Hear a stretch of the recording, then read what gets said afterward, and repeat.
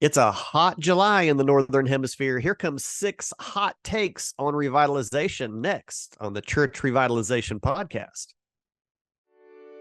Hello, and welcome to the Church Revitalization Podcast, brought to you by the Malfers Group team, where each week we tackle important, actionable topics to help churches thrive.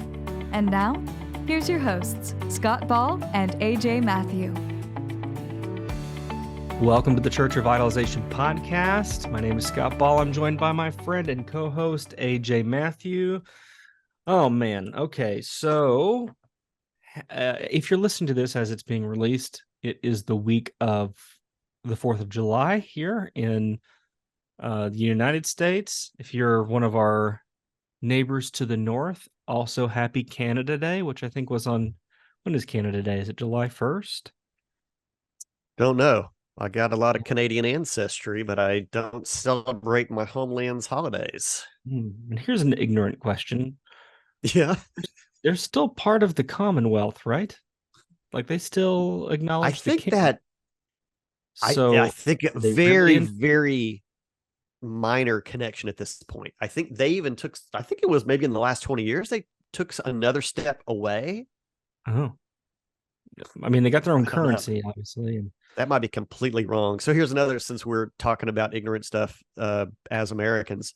Shout out to my buddy in India. You know who you are. And so he wished me a happy 4th of July yesterday. And I was like, hey, you guys also had one of those independence from Britain things. Do you celebrate it like we do? And he was like, yeah, it's in August. So India next month, going to be celebrating freedom from Britain also. Is it the 4th of August? Because that would be easy to remember. Not. It's not. There's no chance I'll remember. So, well, all to say, if you're in the Northern Hemisphere anywhere, it's probably it's July, which means it's going to be hot where you are for the most part. So all of our neighbors to the south of the equator enjoy winter, I guess. But it's hot here, and I thought this would be a great time to do a burning questions episode or some hot takes. So what we've done for this episode is AJ and I have each prepared 3 questions for each other. I don't know his 3 questions. He doesn't know my 3 questions. I'm going to ask him 3.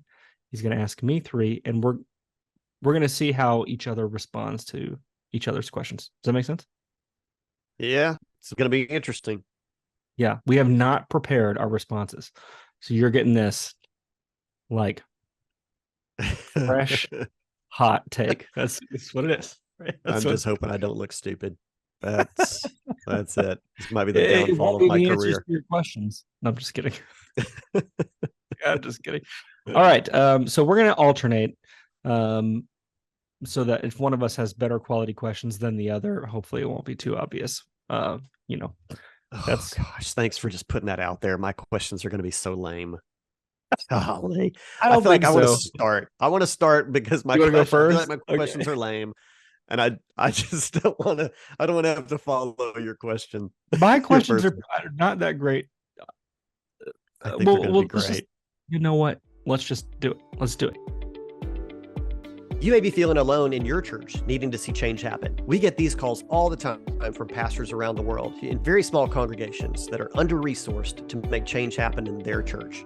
Go to malfersgroup.com/donate today. Even your small contribution can help a pastor who needs to be resourced to see positive change happen in his church. And now, back to the episode. All right, let's do it. All right, here you go. I'm throwing my first question at you. Okay. All right, lay it on me. So, this is like, I don't know. I haven't felt this lack of confidence in a long time. I'm generally a very confident person. Don't be so insecure. You're going to be great. All right. Okay. Here you go. So, and I've had this. I've had this question posed to me. This has been many years ago. I was very new to what we do. So here's the question: how can a very rural church in a sparsely populated area really live out the Great Commission? Okay. Oh, good. I love this question. I think that actually sometimes, depending on the situation, that church may have an advantage over a church that's in a really highly populated area. Yeah. And I know we don't like to think about churches being in competition with one another because we're all on the same team. But when you are a smaller church or in a rural area, in all likelihood, you're also probably one of the only churches in that area, or there's Yeah. certainly many, many fewer than if you're talking about Dallas or something. Oh my goodness. If you're a small church in Dallas, it's really difficult not to feel as though you are competing with churches that have many multiple $1 million budgets, and you've got, a budget of a couple $100,000 maybe, and you just feel like you've got no shot at making an impact. And that's not true either, but you could feel that way. Now you take that same couple $100,000 a year budget and you go to the middle of Iowa or the middle of Nebraska or the middle of Kansas, where there's not a lot going on in terms of churches. Yeah, I mean, your ability to make a real impact in your community is actually much greater than if you're a small church in a large metropolitan area where you feel like you're up against some really big churches with a lot of money. Again, I think you can have an impact no matter where you're at and no matter what your size is. But no, I actually think you have a real advantage just because there's fewer churches. And so you have more opportunities to make an impact with the people in your community. Does that answer your question? I mean, I just think those churches need to reframe it and go, look, they should not think, oh, we're a small church in a rural area, we can't make an impact. You should be thinking, hey, we're one of 5 churches in 20 miles. We should be owning this region with the gospel.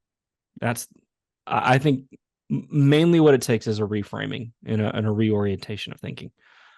Yeah. Well, okay. So, I mean, I totally agree with you.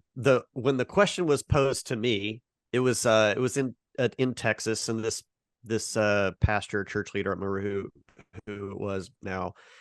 They made it like extreme scenario. Like there was hardly anyone for miles and miles and miles. It was, very, very small church, and there, half the people are related, and there's only like a handful of people that live within miles of the church that aren't even attending the church. And I was like, wow, that's really extreme.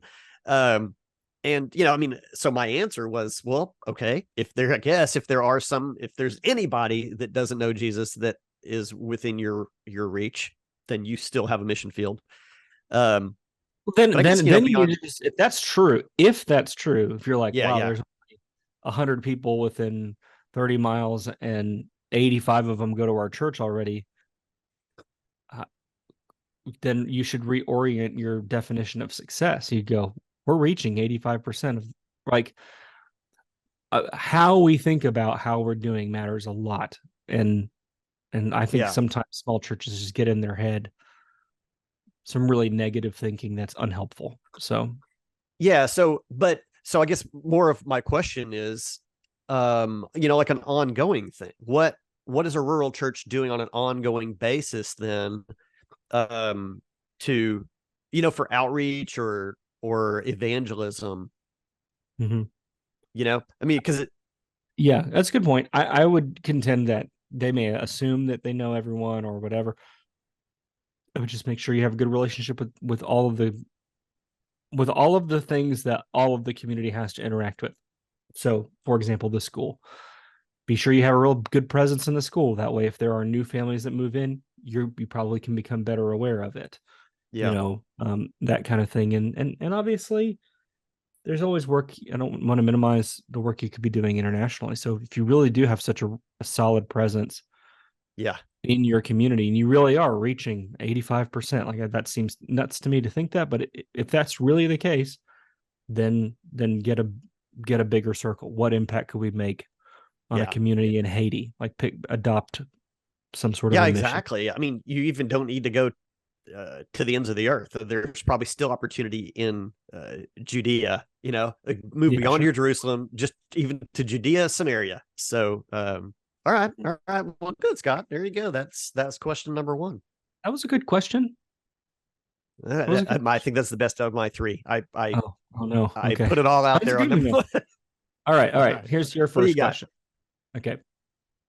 Which is the bigger mistake when communicating change in the church, or or when communicating like the work that you've done in strategic envisioning or something like that. Okay. Which is the bigger mistake? Saying too much too soon or not giving enough information soon enough? I think those are both mistakes. Which one do you think is the bigger mistake? I think the bigger mistake is not enough information soon enough. Okay. Because this comes out of my personality strong. My answer comes a lot out of my personality. But as I'm speaking, I'll try to hopefully make it make sense beyond just my idea. I like a lot of information, but I see this in I think in humans in general. I think humans respond better to the why behind things than just like, hey, we're doing something and we hope you will just do it with us without understanding the big picture. So I always tend to maybe even more information, hopefully not too much information, but a good amount of information. And I'm definitely thinking about vision at this point, so that people are like, all right, I get what this is all about. But there's a balance here, obviously, Scott, and you know that, of how much and who should know what and how much at the right time. But yeah. I would rather put out too much information and have a lot of questions about details to answer than to put out not enough information and have to answer a lot of but why questions. Because I think that's when rumors start or people begin to question why decisions were made and maybe even tend more into like negative things or conspiracies. So I'm leaning towards more information earlier, and hopefully that's well targeted than a lack of information. Okay. All right. I see your point. If you go through strategic envisioning with us, then you'll have a good amount of information that's reliable by the end of the weekend that we're on site with you. So yeah. You won't know every answer to every question, but you don't have to. It's okay to say, I don't know about that. We're working on those details. So yeah. Okay.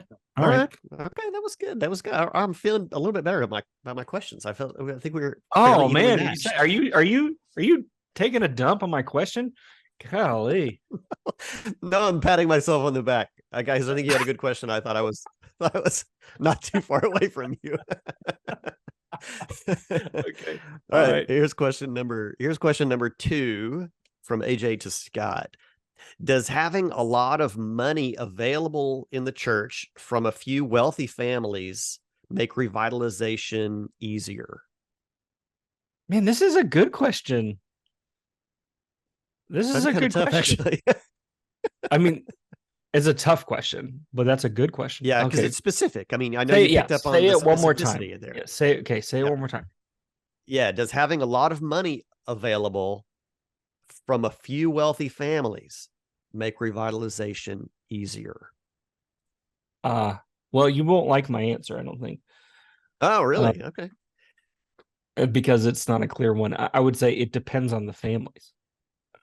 Okay. All right. I mean, if the families it may or may not, and you can tell us why you think it may or may not make things easier. Okay. Yeah. So if they're positive and they're forward thinking, and they're humble about it, so they're not wanting to use the money as leverage for power or decision making. Like, oh yeah, I'll fund this building project, but I have to pick the paint color, kind of thing.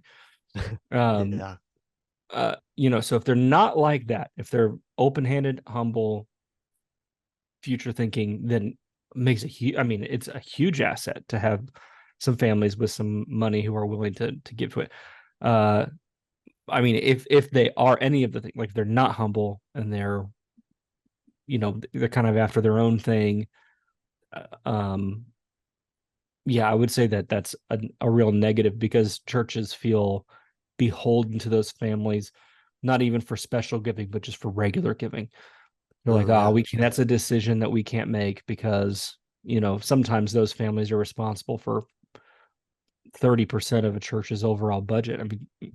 So you go, oh man, if we make a decision that crosses the Smith family or whatever, and they choose not to give. Now, in reality,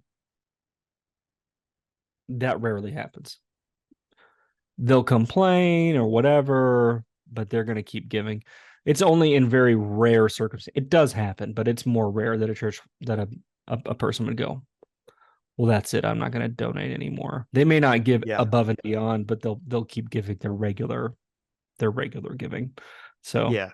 that's a nuanced answer to your question. I would say, generally speaking, it depends on who those people are.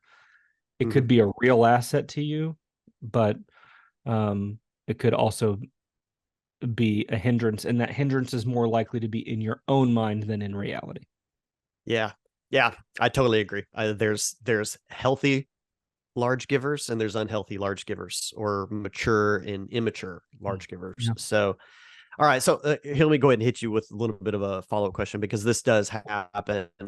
Do you think the pastor, or maybe highest level decision-making board, should be aware of how much of the church's budget might come from one to just a small group, one individual or a small group of people, like where your eggs are really all in one basket, in view of like sustainability, like future sustainability of the church, and things that you would do, decisions you might make today that require a lot of funding, when a lot of that funding comes from a small group? Should those decision makers be aware that, hey, this money doesn't come in from a broad group of people. This is coming from a very small group.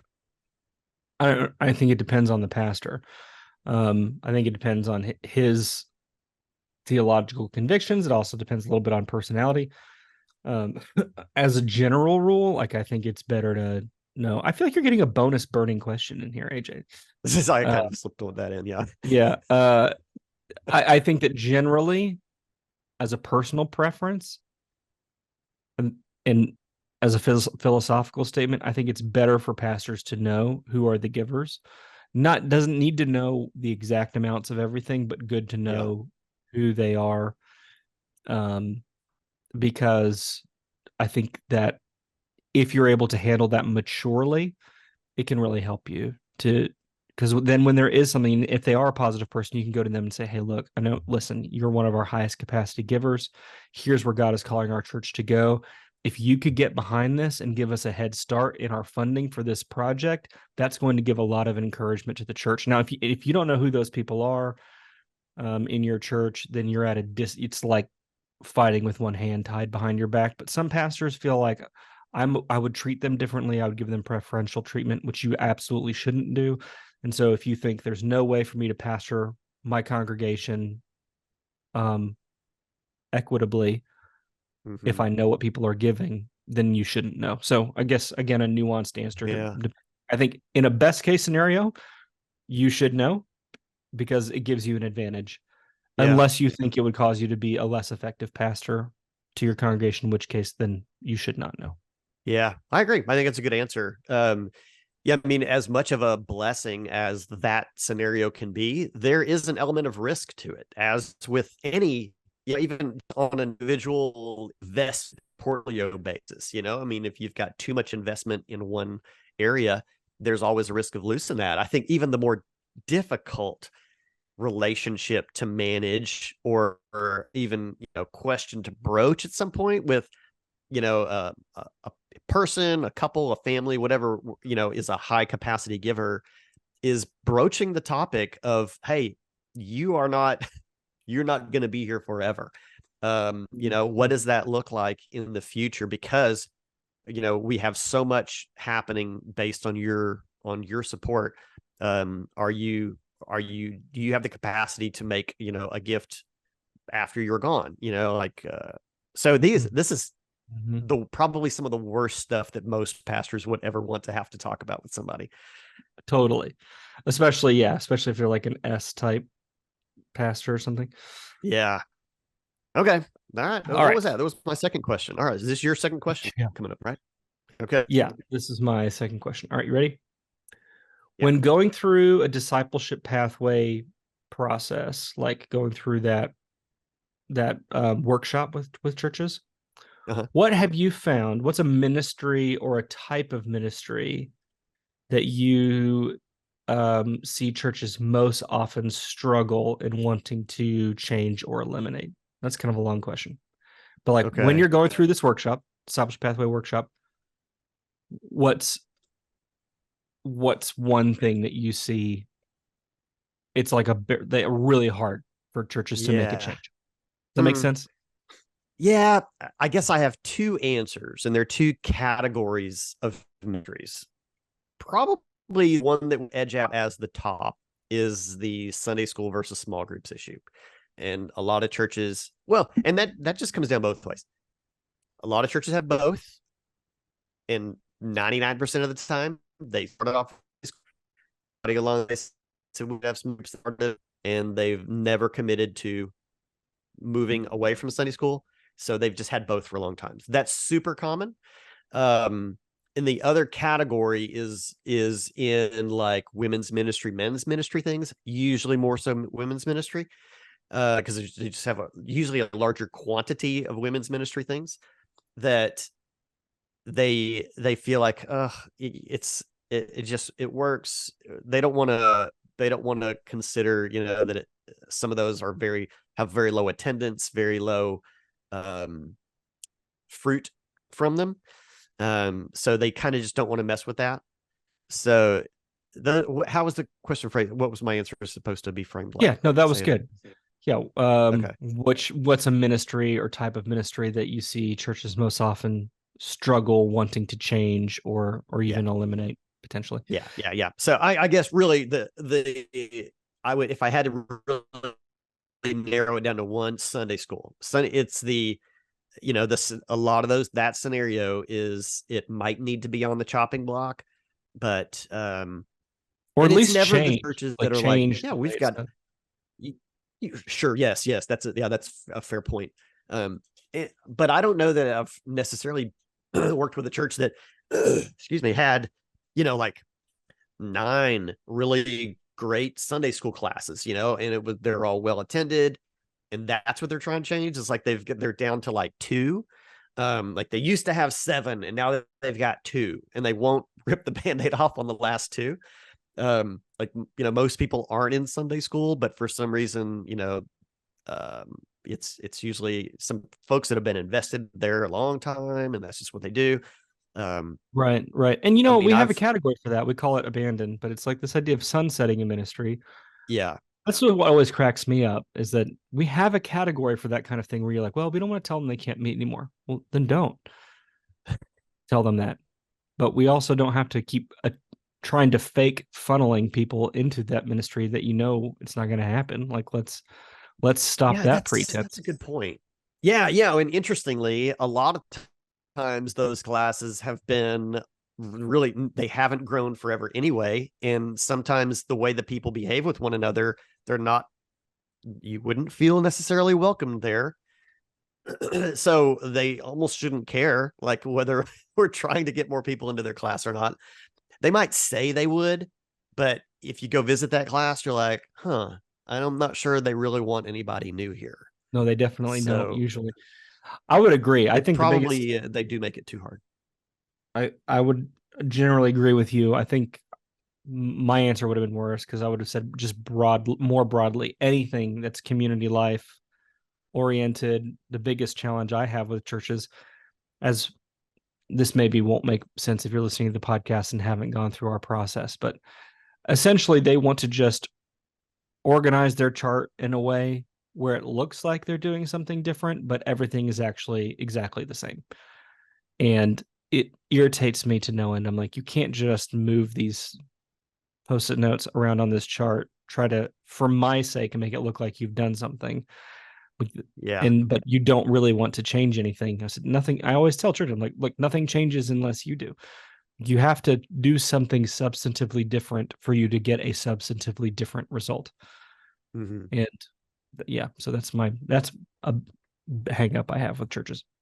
Yeah. And a lot of times you're bad cop and I'm good cop, or you probably lighter cop. You're heavier hand, I'm lighter handed cop in those things, even though I would like to be more blunt. Sometimes I tend to not, which is weird because I'm not a typically like super gentle. Yeah, about I have no things. problem being like, this isn't like, I have no problem telling churches, I just did this past week. I'm like, that's not going to work. It's like, that's not going to work.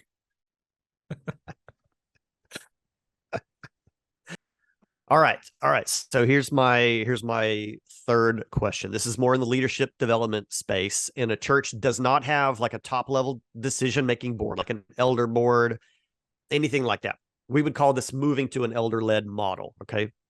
When moving to an elder led leadership model, should the church focus first more on character development with who will end up being on this board, or competency development?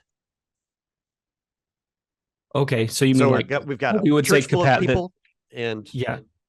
So I mean, I think I call that capacity competencies okay, versus character competencies.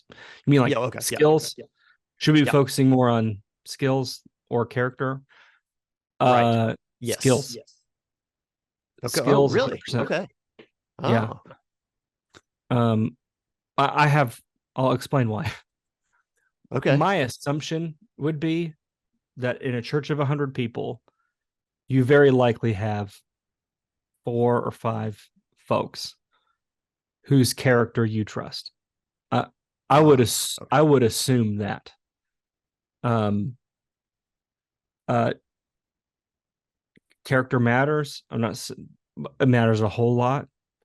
But I'm just going to assume, and maybe I shouldn't, but I'm going to assume that in a church of 100 or 200 or 300 more people, there are going to be a handful of people that you trust because hopefully you've been doing character development. I mean, if you're a church, this is something you should have been focusing on for a long time. The thing you probably haven't been Right, the whole congregation. Yeah. Yeah. The thing that you probably haven't been focusing on as a church is developing leadership skills. And people aren't learning them in other contexts anymore.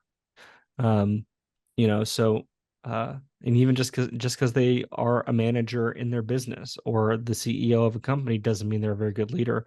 They might be total jerk. So I would start developing the skills part with an eye towards the 10% or so of folks who have the highest character in my church right now, and start trying to find. Okay. Does that make sense? Yeah, that's it, man. That's a great answer, because I was, I guess I was maybe leaning. It wasn't. It had occurred to me. It probably do have some good character people. I was thinking about a bunch of people that we would just need to work on. Both of them would need work. Both areas would need work. Of course, that's true. Yeah. Yeah. But I think you're probably right. I think most churches would have at least a small handful of people with high character. Okay, great answer. Yep, that was a good one. I think that kind of hit on what we were going for in this episode. Yeah, nice. All right, okay. Last one for me. Last question. I'm going to lay it on you. How can a pastor tell if he's gone past the point of having, and I don't mean this literally, I mean effectively, past the point of having a vote of no confidence, and that he needs to let someone else take the reins of the church? Like, at what point can a pastor know, I probably need to go? I've lost, people's confidence, and I really don't have a position of authority. Or would you say there's never really that point, and maybe you are at that point right now, but you could regain it? Wow. Given how important it is to have some relational cash with the church, how can a pastor tell that he's gone past the point of a vote of no confidence? Yeah. So I kind of have a few things are coming to mind, a few things that might be evident happening around him. When there's a lack of power and authority, or a lack of healthy power and authority, you begin to see struggles for power and authority around you. This is true like dictatorships, governments, and societies. So if you're beginning to see people you know, in your periphery, having maybe conflict over ideas or how to do things, maybe doesn't even involve you as the pastor. It's like, two other people are in conflict over how something should be done. I think that would be an indicator, because like you have not then projected the way forward in which they're wanting to participate in that path forward. They are two people or more maybe struggling to decide something that should have been your decision. So I think that would be an indicator. I think in general, a declining church is a red flag. I mean, if you've been at the helm for a long time and the church has been on a slow, somewhat steady downward trend, then I think you have to look introspectively at that greatly. So that might be part of it. If it's been many years since you felt like you've projected a forward vision to the church, and people maybe have even begun to have that kind of conversation, like asking the where are we going question, and you either for many years haven't put that out, or even now aren't sure how to answer that, maybe that's a thing. So I don't know, those are the three areas that are sort of coming to mind for me. Yeah. I'm curious what you've got in mind as far as maybe, I don't know, I'm kind of calling them red flags or something, but yeah, I don't know. I mean, this was, I think, a hard question. I didn't have a specific answer in my mind when I wrote it. I liked your first response, although it might be hard for a person to judge. But essentially, if you start to see yourself getting cut out of decision making, essentially, if for no other reason than people just feel like he's not going to make one, you know, like if you see almost, I don't know a way to describe it, but it's almost like the infrastructure is growing around you to try to avoid integrating you into that. There's probably that probably means that both your supporters and your detractors don't have confidence that you're going to be able to make and execute a decision. Because it's almost like improvised infrastructure by necessity. We've seen this sometimes in churches where they're like, we can't really ask Tom to do that because he's just not going to be able to do that. So, let's have this sidebar conversation to try and make a decision. And that's even from supporters. And so I think when you see even people that like you having to try to work around you or lead around you, it's hard at that point, I think, to recover, because people almost look at you like a lame duck kind of. Lame duck. Yeah, exactly. That's a good answer. If people disagree with you, that doesn't necessarily mean your time has passed, or just because you failed at something doesn't necessarily mean your time has passed, because every good leader has those moments. But it's when people, both the people who like you and the people who don't, are trying to work around you, that's when I think you go, I think I've lost my spot. That'd be it. That'd be maybe the one thing I could point to and go, for sure it's time to go. Yeah. I think that's really good. Yeah. And I've definitely seen that. I can think of several instances where I've seen that. Yeah. We might even be thinking of some of the same ones. So. Probably. I can think of at least three right off the top of my head where I'm like, And that actually is, I mean, I don't feel sad about all situations in all churches. I feel a lot of frustration many times. That is a scenario in which sometimes it is just kind of sad. Because especially those pastors, they may have great hearts and they may have had really high points in ministry in the past. But for some reason have just kind of gotten off track or gotten tired. I don't know what, I mean, ministry is such a hard thing to do. And I mean, it takes a lot of work, I think, to remain healthy and focused in it. And if you don't try to do that for yourself and have people around you that try to help you through that, I mean, you run the risk, I think, of kind of fading away at the end instead of finishing strong. And to me, that's just really sad. It's a much better situation when you start to realize that I think that sometimes it can just be age, and sometimes it can be, energy level or whatever. But it's much better to realize this is starting to outpace me, you know, um, to recognize it early and then position yourself somewhere differently so that you can remain relevant to the organization, but not maybe in that top spot. And go, Yeah. you know what? Hey, I think it's time for me to switch gears or move to a different church where I'm taking on a different role, or stay in the same church, but move to an emeritus role, or Yeah. um, something like that, where you're recognizing, okay, the game's getting past me. Way better that, and to do it on your own terms than to kind of get almost forced out at the end because people just don't. It isn't that they don't like you. Even I really don't even think Yeah. that's the issue. I mean, lots of times people don't like the pastor or whatever for whatever reason, or for a season they don't. That's to Yeah. me is not. That's not the a make or break. You can win people back over sometimes unless it's really bad. Do you think Um, we see this more in like the Lone Ranger style people?